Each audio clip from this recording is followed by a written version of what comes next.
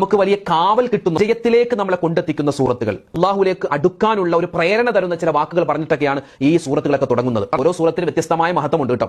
നബി സല്ലല്ലാഹു അലൈഹി വസല്ലം തങ്ങൾ പറയുന്നു, വിശുദ്ധമായ ഖുർആനിന്റെ ഹൃദയം അത് സൂറത്ത് യാസീനാണ്. അള്ളാഹുവിന്റെ തൃപ്തി, അള്ളാഹുവിന്റെ ഇഷ്ടം അത് ഉദ്ദേശിച്ചിട്ട് ആരെങ്കിലും യാസീൻ സൂറത്ത് ഓതിയാൽ പാപങ്ങൾ പുറത്തു കൊടുക്കും. മാത്രമല്ല വിശുദ്ധമായ ഖുർആൻ ഖത്തം തീർത്തത് പോലത്തൊരു പ്രതിഫലം കൊടുക്കും. ഉദ്ദേശം സഫലീകരിക്കപ്പെടാൻ സൂറത്ത് യാസീൻ നമ്മൾ കരുതി ഓതണമെന്നാണ്. ആരെങ്കിലും സൂറത്ത് ദുഹാൻ രാത്രി പാരായണം ചെയ്താൽ 70,000 മലക്കുകൾ അവനിക്ക് വേണ്ടി പാപമോചനം തേടുമെന്നാണ്. സൂറത്തുൽ മുൽക്ക് ഓതി കഴിഞ്ഞാൽ ലൈലത്തുൽ ഖദ്റിൽ ഉറക്കമൊഴിച്ച് ഇബാദത്ത് ചെയ്തവന് കിട്ടുന്ന പ്രതിഫലം പോലത്തെ പ്രതിഫലം അല്ലാഹു തആല കൊടുക്കും. സൂറത്ത് ദഹർ എന്ന് പറയും. നബി സല്ലല്ലാഹു അലൈഹി വസല്ലം തങ്ങൾ പറയുന്നു, ഈ സൂറത്ത് ആരെങ്കിലും പാരായണം ചെയ്താൽ അല്ലാഹു സുബ്ഹാനഹു വ തആല അവനിക്ക് സ്വർഗ്ഗവും ആ സ്വർഗ്ഗത്തിലെ പട്ടുവസ്ത്രവും അല്ലാഹു തആല അവനിക്ക് കൊടുക്കുന്നതാണ്. മറ്റൊരു സൂറത്താണ് സൂറത്തുൽ ബുറൂജ്. നബി സല്ലല്ലാഹു അലൈഹി വസല്ലം തങ്ങൾ പറയുന്നു, സൂറത്തുൽ ബുറൂജ് ആരെങ്കിലും ഓതിയാൽ അവനിക്ക് അല്ലാഹു സുബ്ഹാനഹു വ തആല ഈ ലോകം തുടങ്ങിയത് മുതൽ ലോകം അവസാനിക്കുന്നതുവരെ ഓരോ ജുമുഅ ദിവസത്തിനനുസരിച്ച് അല്ലാഹു തആല പ്രതിഫലം കൊടുക്കുന്നതാണ്. ആറാമത്തെ സൂറത്തു സജദ ഒരു മനുഷ്യൻ ഓതി കഴിഞ്ഞാൽ പിശാചിന്റെ ഇടങ്ങേർ അവനിക്ക് ഉണ്ടാവില്ല. ഏഴാമത്തെ ഒരുപാട് പ്രതിഫലങ്ങളുള്ള സൂറത്താണ് സൂറത്തുൽ വാഖിയ. നബി തങ്ങൾ പറയുന്നു, സൂറത്തുൽ വാഖിയ ഒരു മനുഷ്യൻ സ്ഥിരമായി ഓതി കഴിഞ്ഞാൽ